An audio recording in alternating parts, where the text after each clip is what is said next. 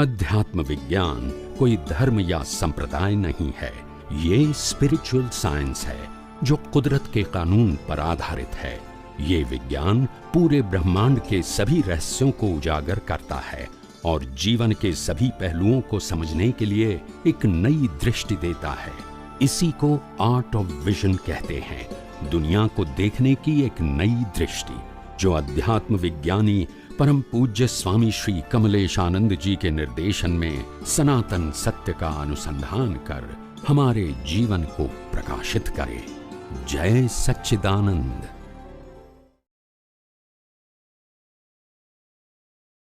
सच्चिदानंद, जय सच्चिदानंद। प्रभु बोलिए बोलिए। प्रभु मारो प्रश्न तत्व ज्ञान संबंधी है। जी जी जी। आप वारंवार कहो छो के 6 सनातन तत्व मળી અને કુદરતનો કાનૂન અને કુદરતી રચના બને છે। हाँ, दुनिया बनी है और मन वचन काया भी 6 तत्वों से बना है। बोलिए फिर आगे। हाँ, અને દાદાના કવિરાજના પદમાં પણ આવે છે કે 6 તત્વનું જ સંમેલન આખું સ્વયંભૂ છે। તો હવે સાહેબ, મને આ જે તત્વની વાત આવે એટલે મને પર્યાય અને તત્વ સંબંધી પ્રશ્નો ઉભા થાય છે। ઓકે, કે ખરેખર તત્વ મળીને કુદરતી કાનૂન કુદરતી રચના બને છે કે તત્વની પર્યાયો મળી અને કુદરત કે કુદરતી રચના બને છે? हाँ देखो, तत्व के आधार से अवस्था बनती है और अवस्था जो बनती है उसका ज्ञान है, इसको पर्याय कहते हैं। इसको तत्व नहीं कहते हैं। और हम सब अवस्था के ज्ञान में फंसे हैं और इसीलिए आध्यात्म में ये बताया गया, अगर आपको सनातन सुख की अनुभूति करनी है, आत्मा की अनुभूति करनी है, तो फिर अवस्थाओं के ज्ञान से ऊपर उठना है। और ऊपर उठने का सरल रास्ता है कि मन वचन काया, उनकी अवस्था और 5 ज्ञानेंद्रियों से अनुभव में आती पूरी सृष्टि की जो अवस्था है, अगर इसको कुदरती रचना देखोगे तो फिर उसमें इन्वॉल्व होने की, इसमें डिटेलिंग में जाने की, इसमें अच्छा बुरा समझने की, इसमें प्राप्त और नुकसान की बात करने की, इसमें भुगतान की बात करने की, मालिकी की बात करने का सब्जेक्ट ही नहीं रहेगा। और हम सब जो फंसे हैं वो पर्याय के ज्ञान में तो फंसे हैं। कौन सा पर्याय का ज्ञान?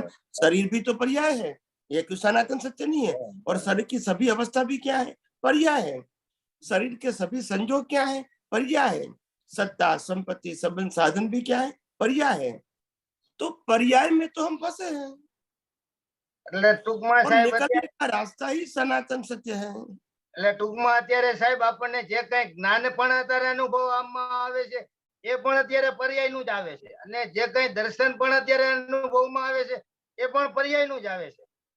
नहीं, ज्ञान दर्शन अगर पर्याय तक सीमित होता है तो वो पर्याय का ज्ञान है, मगर ज्ञान दर्शन पर्याय से ऊपर है तो वो पर्याय का ज्ञान नहीं है, तत्व का ज्ञान है।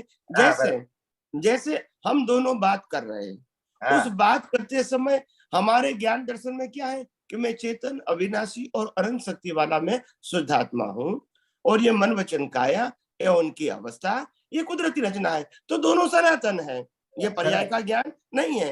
मगर मैं शरीर हूँ, मैं बोलता हूँ, मैं उत्तर देता हूँ, तो फिर पर्याय का ज्ञान है। बराबर। टूंकમાં પોતાનું વિઝન પર્યાયથી ઉપર જે લઈ જવું પડશે ત્યારે बस अवस्था तो टेम्पररी ही रहेगी, अवस्था का ज्ञान भी टेम्पररी रहेगा, मगर हमारे दृष्टि का ज्ञान दर्शन सनातन सत्य के ऊपर आधारित होना चाहिए।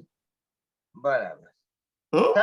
हाँ, મને તો આ પ્રશ્ન એટલા માટે આ બધું આવે કે કારણ કે આમાં આપણે કહેવામાં આવે છે કે 6 સનાતન દ્રવ્ય ટંકોત કિરણ સ્વભાવના છે। એટલે આ 6 તત્વો બધા ભેગા થવાની વાત આવે એટલે પછી એવી કન્ફ્યુઝન થાય કે ભાઈ એક બાજુ આ 6 તત્વ ટંકોત કિરણ સ્વભાવના છે અને પાછા ભેગા થવાની વાત આવે, એટલે પછી આ પ્રશ્ન ઉભો થાય। देखो, सबसे बड़ी बात यह है कि आत्मा को टंकोत्कीर्ण बोलते हैं, बाकी तत्वों को टंकोत्कीर्ण बोलने का सवाल ही नहीं है। क्योंकि वैसे जड़ तत्व जो होते हैं इसमें गति सहायक तत्व, स्थिति सहायक तत्व, समय तत्व और स्पेस तत्व सब जुड़ जाते हैं, मगर चेतन तत्व ही ऐसा है किसी में जुड़ सकता नहीं।